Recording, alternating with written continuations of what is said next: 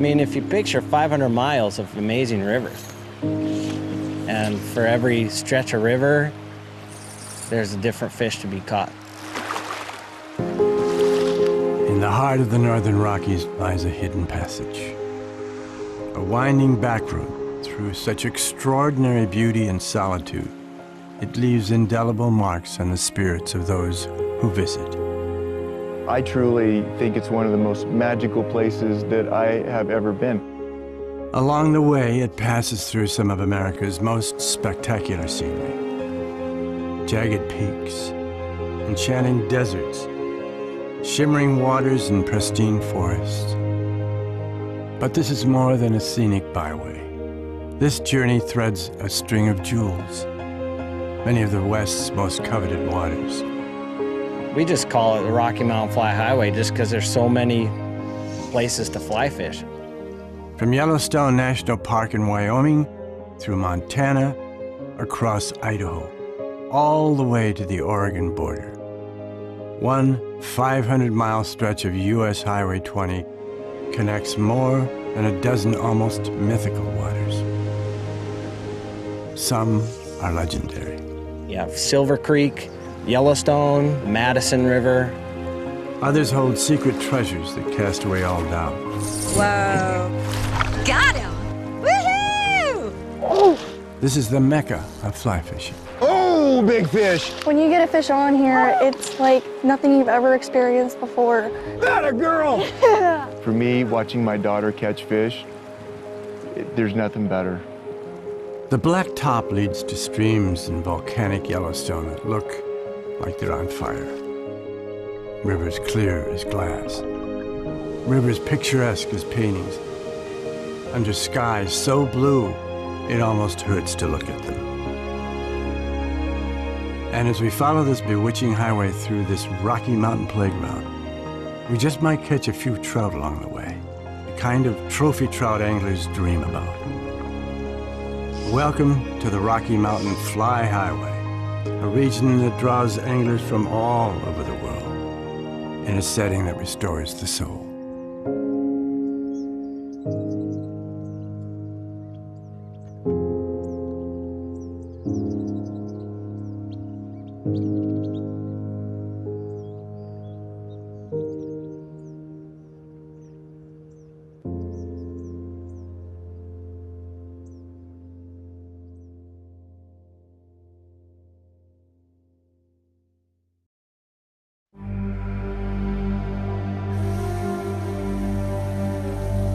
Fishing or sightseeing in Yellowstone National Park is akin to visiting another planet. In few other places on Earth is it possible to fish for a rare species of native trout in a river that boils and bubbles.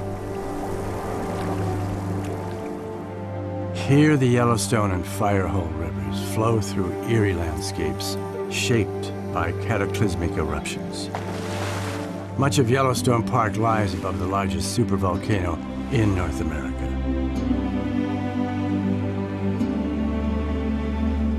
If you could spend an afternoon drifting with the Yellowstone River's currents, you'd see bubbling riffles, steam vents, geysers, and other geological wonders.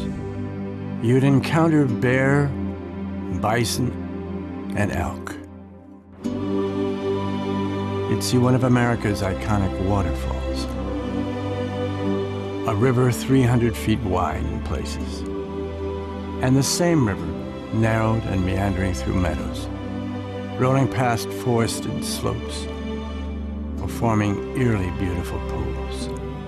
And if you cast a fly into one of these unique waters, you just might catch a Yellowstone cutthroat trout, a species found almost exclusively in the Yellowstone River. Sadly, these prize game fish are threatened. The custom here, as on most blue ribbon trout streams, catch it, take a photo, and gently release it to live and reproduce. I think trout live in such a great environment and great, beautiful, clear rivers that that's the part of the appeal for coming out here. Hooked by a magazine article on trout fishing in the West, Bob Jacklin left his native New Jersey the day he got out of the Army. took one look at Yellowstone National Park and never looked back. It was the adventure of being in Montana and Yellowstone Park. For me, it was the fishing. This is the best fishing in the lower 48 states. So I wanted to be here. And once I got a taste and saw the Grand Tetons for the first time and saw Yellowstone, I couldn't resist. I wanted to spend my life here. And I did. A master guide and fly tyer, Jacqueline has led hundreds of anglers to the catches of their lifetimes. Watching him cast a fly and land a trout is like watching Monet with brushes and paints. I'm always learning. If I really thought I knew it all, it'd be pretty boring. All modesty aside, it's hard to say which is a greater work of art, Jacqueline with a fly rod or his backdrop this morning, the Firehole River with its steamy beauty. A tributary of the Madison River, the Firehole flows through several of Yellowstone's geyser basins. Named for the steam that makes it look as if it's on fire, the river is renowned for its dry fly fishing. Its trout aren't large, but they're hungry and plentiful. And when Jacqueline works his magic, it isn't long until they're in the net. This is Mecca. This is the place for trout fishing. It's also our national park. This is what we can show people that come from Italy and Japan and Germany. This is what we have to show in our country. This is our park.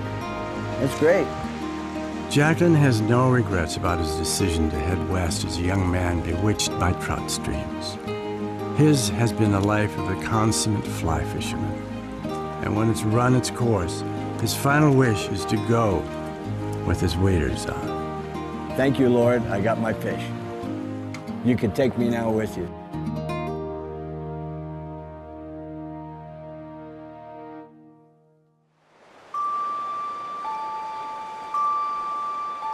Montana's Madison River is legendary in fly fishing circles. Perhaps the most famous of all the rivers in Montana. The Madison begins at the confluence of the Firehole and Gibbon Rivers in the Yellowstone National Park. It flows west and the north for more than 140 miles through broad valleys and snow-capped peaks before it joins the Missouri River. Often ranked as the top wild trout fishery in the U.S., the Madison's plentiful brown, rainbow, and cutthroat trout draw anglers from across the world.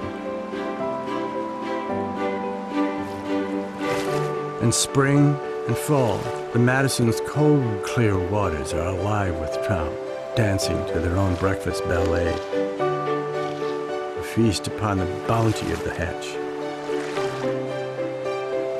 In 1805, famed explorer Meriwether Lewis named the river for then Secretary of State James Madison.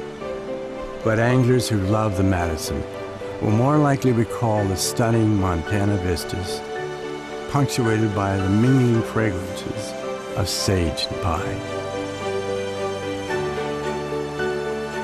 Tight lines on the Madison make fishermen's hearts beat quicker during its abundant hatches. For those who live to fly fish, this is nirvana.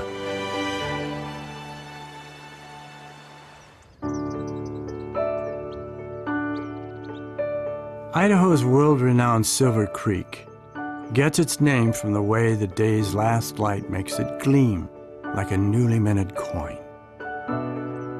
The meandering spring-fed stream winds through Idaho's high desert, not far from the star-studded town of Sun Valley. Author Ernest Hemingway fell in love with Silver Creek in 1939. He was there to hunt ducks, but in a letter to his son Jack, said he'd never seen so many big trout rising and promised to take the youngster fishing there. He kept that promise, and the world-class fly fishing eventually lured Jack Hemingway to move to Idaho. And it was Jack who brought the Nature Conservancy to his beloved stream to protect and preserve more than 800 acres along these banks. Anglers consider Silver Creek one of the world's most challenging streams.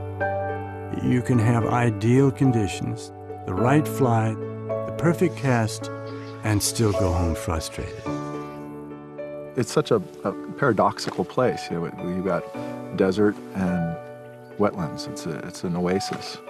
And you know, the paradox continues with the fish. There's tons of food, and the fish are feeding, yet they're hard to catch. You know, they're eating right in front of you, and you can't get them. And I think it's that kind of juxtaposition, that paradox that makes this river really appealing. It's serene and challenging and peaceful and beautiful and frustrating, and it's everything you want in a river. Brett Bishop has been fishing Silver Creek since he was a boy. He's a high school literature teacher who spends his summers as a fly fishing guide. He has a master's degree, but the trout at Silver Creek have PhDs. There's an incredible amount of food in this river, and the fish know what their food looks like, and they can see it so well because the water's crystal clear and slow. Watching Bishop practice his skills is like watching a ballet.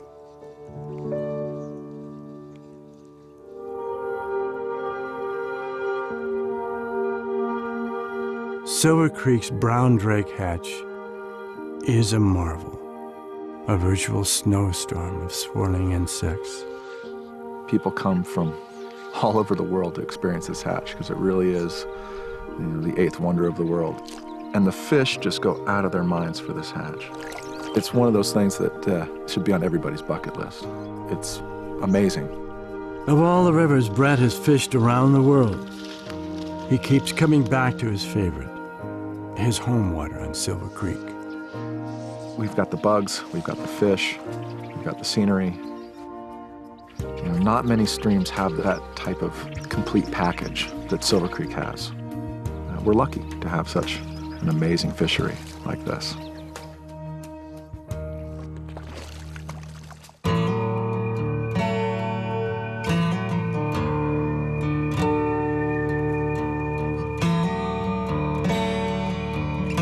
The Henry's Fork of the Snake is revered for its dry fly fishing as well as its scenic beauty. It flows through evergreen and cottonwood forests, cuts through steep canyons, and winds past open plains. No one knows the Henry's Fork better than Doug Gibson, the head guide at Three Rivers Ranch. He's fished the Henry's Fork for half a century, and he's been an Orvis-endorsed guide on this river and its tributaries for more than 4 decades. It's probably the best place to come for dry fly action because of the hatches on the Henry's Fork. The insect population in the stream is unreal. The flies Gibson ties in a rustic cabin, literally millions through the years, are works of art. I would say that if you would talk to anybody in eastern Idaho that is a guide, they would know the name Doug Gibson. They would have the utmost respect for him, and if they ever needed any help whatsoever, he would be there for them. Outfitter Lonnie Allen has worked side by side with Gibson for more than 40 years. She understands the allure of a sport bordering on addiction. It can last a lifetime. You just become in that element. Come on, fish. As you are casting and mending and looking at every rock and nook and cranny to find a trout, and as you watch that fly float down and you're waiting, anticipating for that moment when that trout will come out and grab that fly. There. It's overwhelming, spectacular. I can't even describe it. Whoa. Keep it tight on him. Everybody should try it. Got him. Oh, good. Nice fish. Woohoo! As for Gibson, he's fished virtually all of the West's great rivers, but the Henry's Fork is his favorite. The Henry's Fork is a place where you can always go somewhere on it and catch fish. And though he's a fly fisherman to the core, he thinks the river is too beautiful not to share. The Henry's Fork is such a gorgeous place that everybody deserves a shot at it.